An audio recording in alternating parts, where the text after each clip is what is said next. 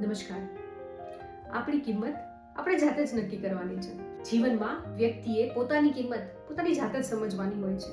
કોઈના અભિપ્રાય પર આપણે આપણી જિંદગી નથી જીવી શકતા.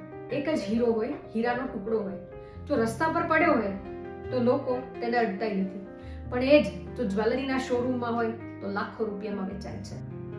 ફરક હીરામાં નહીં, તેની જગ્યામાં છે. આપણા જીવનમાં પણ કંઈક આવું જ થાય છે. ઘણા લોકો પોતાની કિંમત બીજાના શબ્દો થકી નક્કી કરે છે.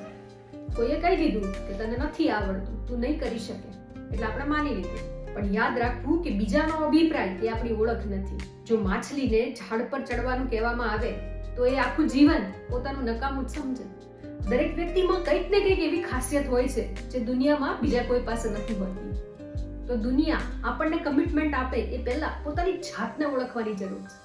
કારણ કે જ્યારે માણસને પોતાની કિંમત સમજાઈ જાય ને ત્યારે દુનિયા સસ્તામાં લેવાનું બંધ કરી દે છે. પોતાની જાતને મેન્ટલી, ફિઝિકલી એટલા સ્ટ્રોંગ બનાવો કે આપણને સમાજ તરફથી, દુનિયા તરફથી તાળીઓ મળે કે ટીકા, આપણે આપણો રસ્તો નહીં બદલવાનો.